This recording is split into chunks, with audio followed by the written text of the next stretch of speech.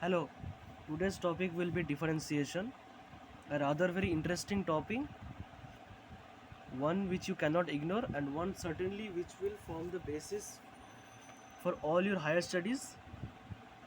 If you choose to take physics or maths or any other science subjects for your next higher studies, this is one chapter which you will need to master, and for that, you need to know the basics as always. So, what is differentiation? So, before knowing differentiation, we have to understand what are functions. So we may have come across such expressions like x square plus 2x plus 3. This is an expression, but we call this type of expression as polynomials. We know that. And you have also come across equations like x square plus 2x plus 3 equals to 4, or suppose x plus 2 whole square equals to 5. You might have seen equations like that. Sometimes you also might have seen that such expressions are assigned to another variable. X square plus 2x plus 3 is said to be equals to another variable called y. We have seen that x is a variable. Why we say x is a variable? Because we don't know the particular stated value of x. X can be anything, it can be any real number. And why is y a variable? Because the reason is same as why x is a variable. Since we don't know the certain value of x, and since y is nothing but x square plus 2x plus 3, which means the value of y is dependent on x, and since we don't know the exact value of x, which may be anything, the y can also take any value. And as I said, since this expression has been assigned to y, we say y is a dependent variable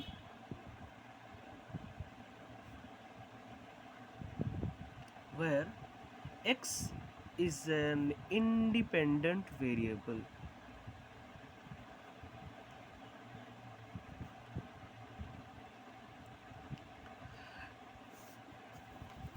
Let me give you an easier example. You might have drawn graphs, suppose a y versus x graph like that. You might have drawn graphs like this. When I draw a straight line on this graph, we get an equation in the form of y equals to mx plus c. In this case, we have the value of c as 0 because, as you know, this line touches the origin. This expression is nothing but the expression of a straight line. Now, how have we expressed the expression of a straight line? The equation of a straight line, I should say. It is nothing but a relation between y and x, where we see the y being dependent on x.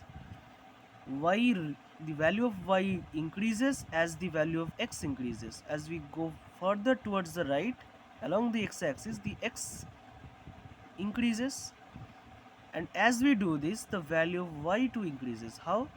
Suppose we take a value of x over here. Draw a perpendicular line starting from here until and unless it touches this line.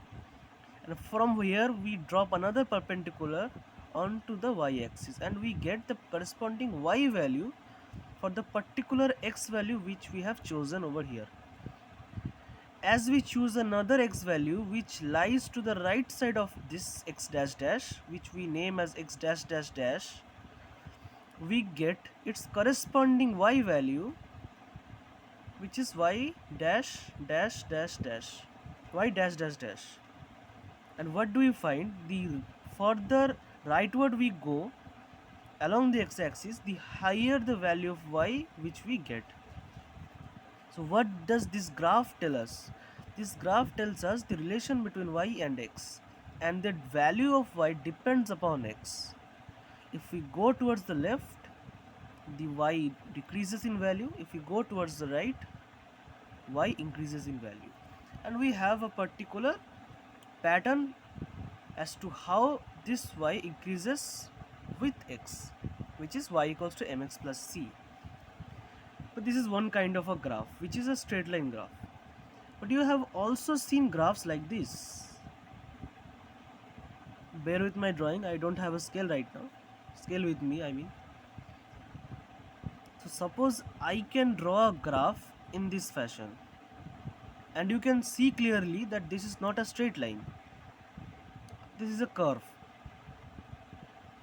Now, suppose this straight line shows, I mean, for that I should not write y versus x, I should write s versus t graph. S for displacement and T for time, like a displacement versus time graph, which you might have come across a lot of times. Suppose this is a graph which depicts the motion of a vehicle which is running out of fuel. Since the vehicle is short on fuel, its velocity is decreasing. Means the vehicle is going away from the origin at a slower rate than before. You can see that. Initially, when the stopwatch was clicked to measure the time, the vehicle was running at a really high speed. But as we go more along the t-axis, we find the vehicle doesn't seem to move at that rate. So how is this? So how do we describe this motion? So one way to do is to calculate its velocity or speed, if you want to say so. Had this been a straight line, we could have said that the velocity is constant throughout the journey. And how would we have calculated that? By simply calculating the difference between these two y values and dividing by the difference between these two x values. And we call this quotient as slope of this graph. We would have written in this form.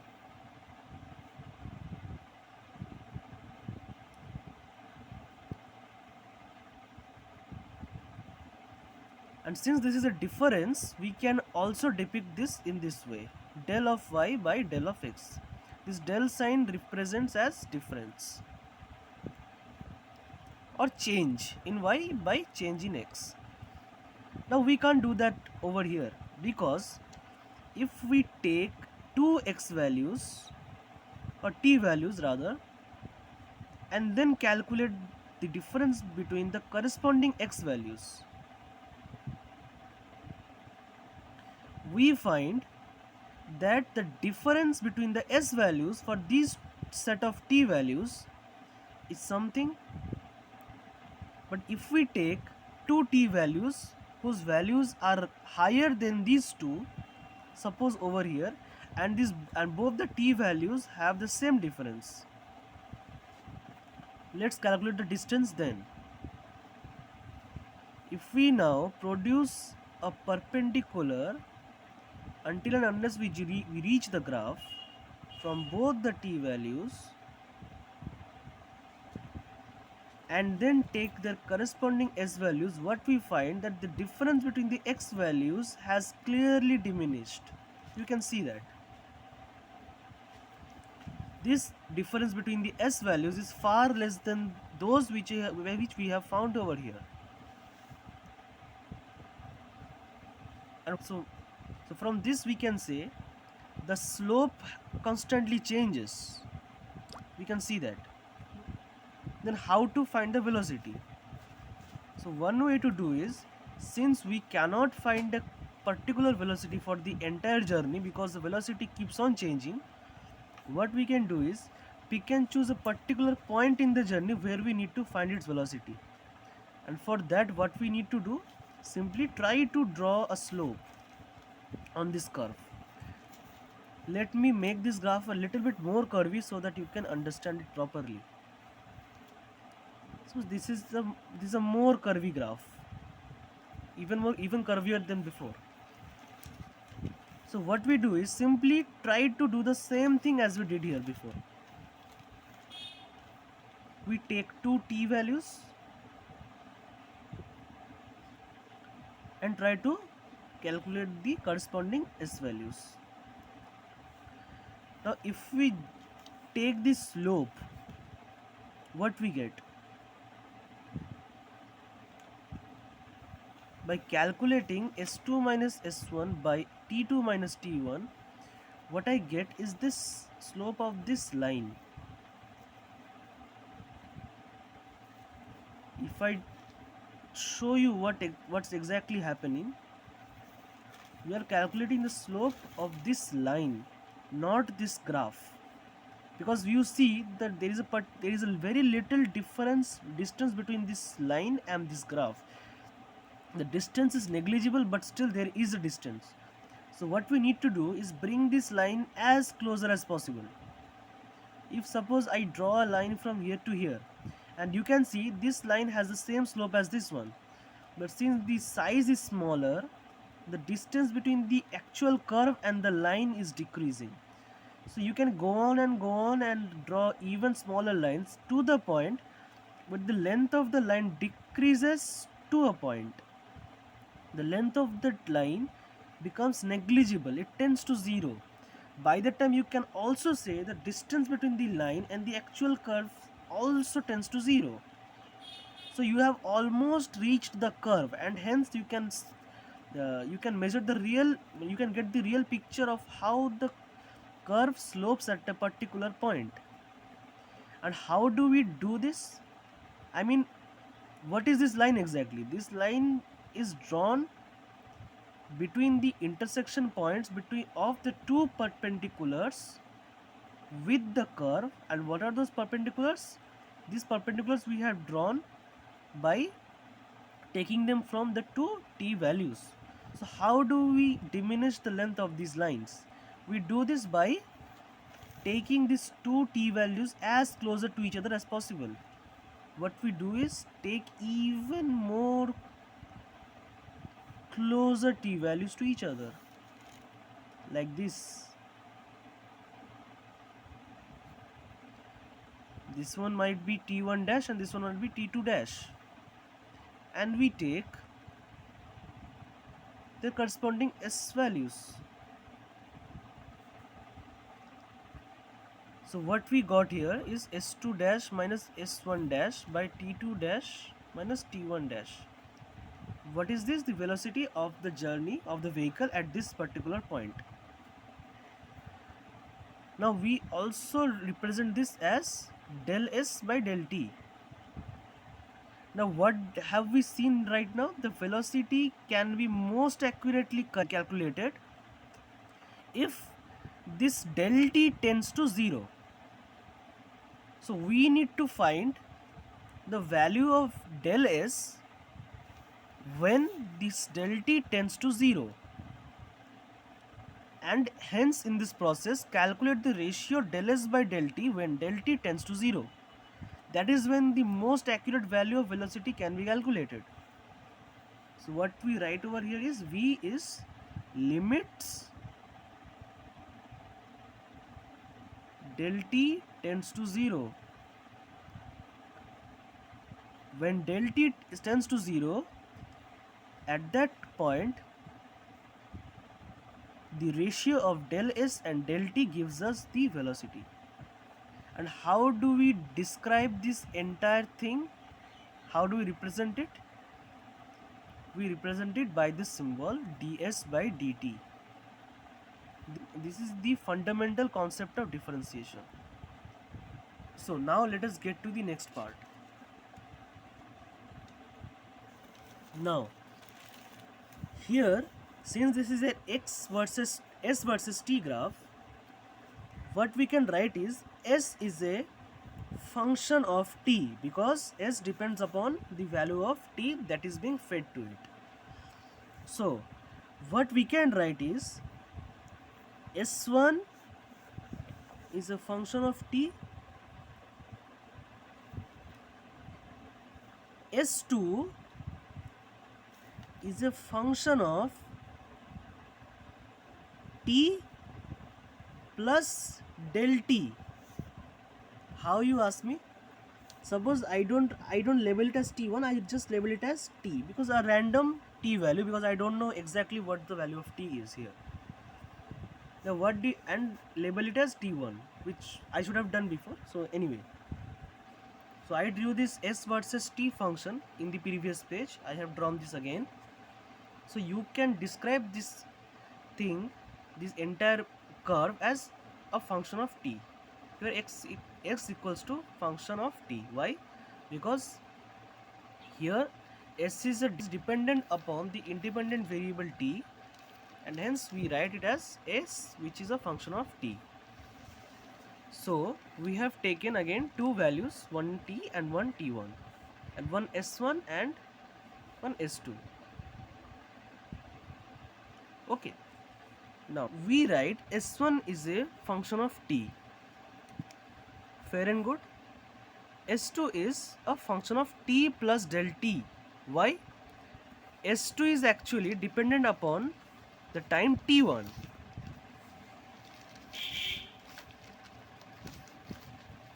When we feed the value t1 into this function, I mean function of t1, we get the value s2. That's what it is. Now what is t1? As I shown in the previous section, that t1 minus t, the change is nothing but del t. So if I want to find what is t1, it's nothing but minus t, t goes to that side, so t plus del t. So s2 is nothing but f of t plus del t. Now how do we find the velocity?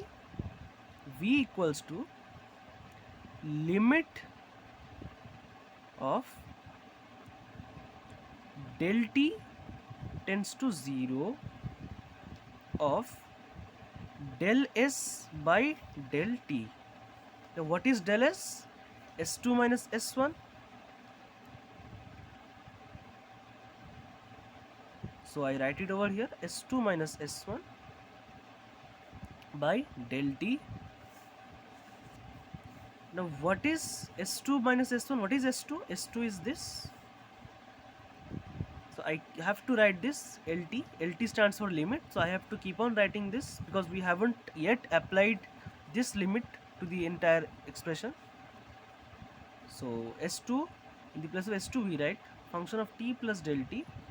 The function in the place of S1 we write function of t by del t.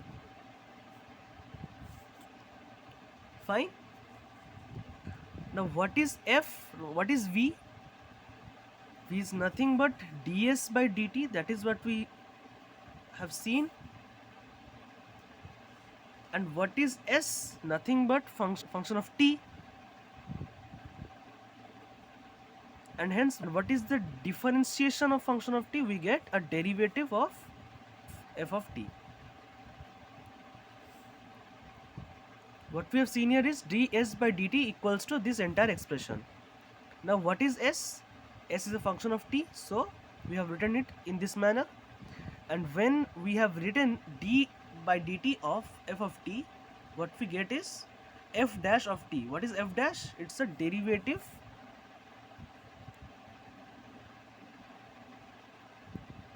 of ft. What do we write over here is LT del t tends to 0, f of t plus del t minus f of t by del t. So what we got over here is first principle of derivation or first derivative principle.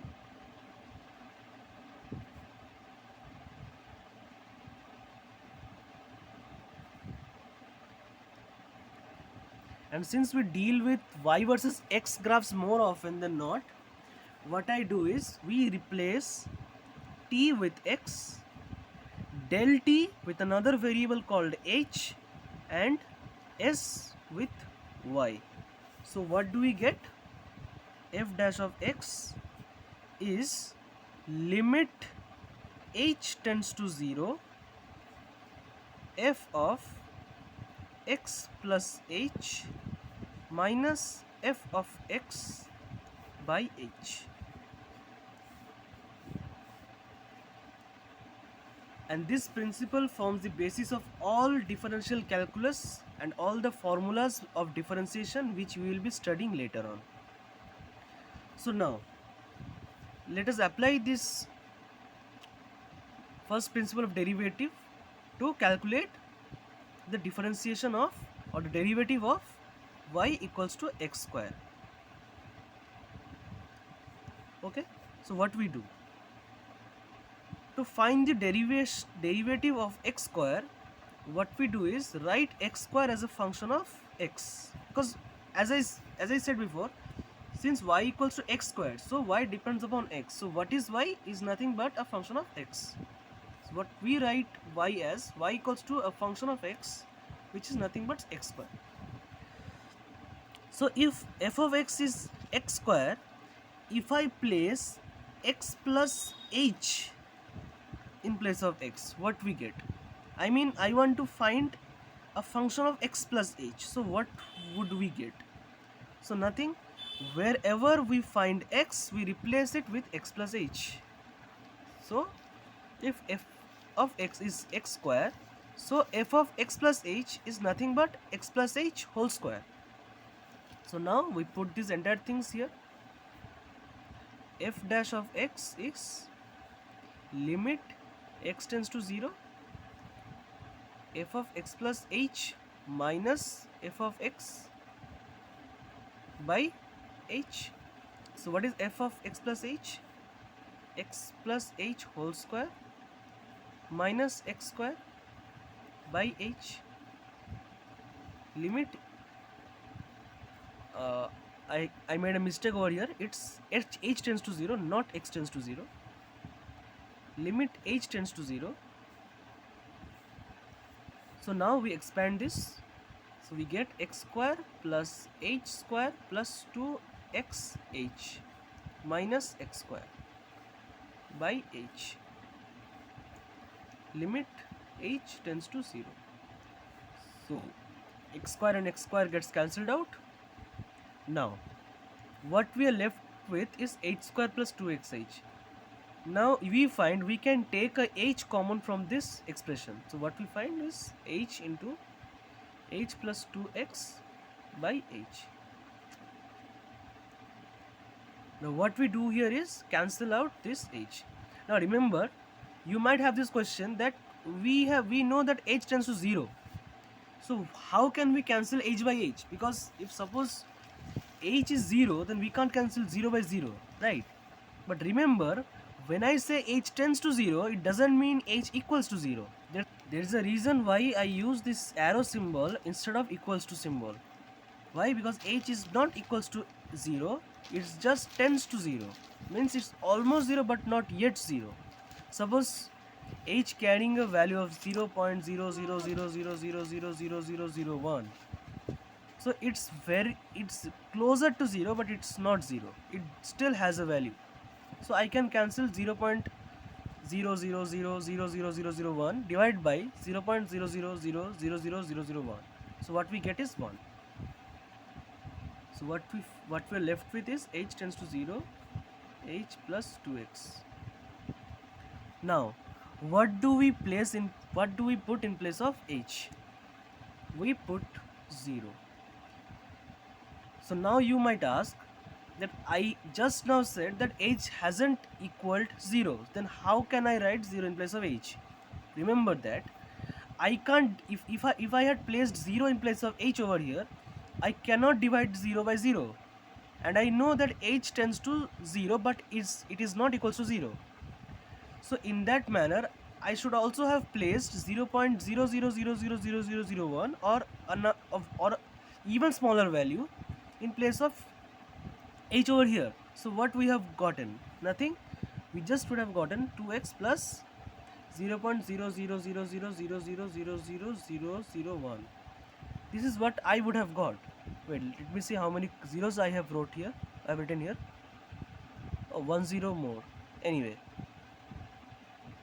So in any case, even if I have gotten a value of 2x and I add this very minuscule amount to it, does it make any difference? You are wise enough to understand that. So I have written 0 in place of this, where I can neglect this very minuscule number. So what I get is 2x. So if I differentiate x square, I get 2x. So this is a very simple problem to start. As we move forward, there will be even more complex and difficult problems which we will know how to deal with them. So thank you.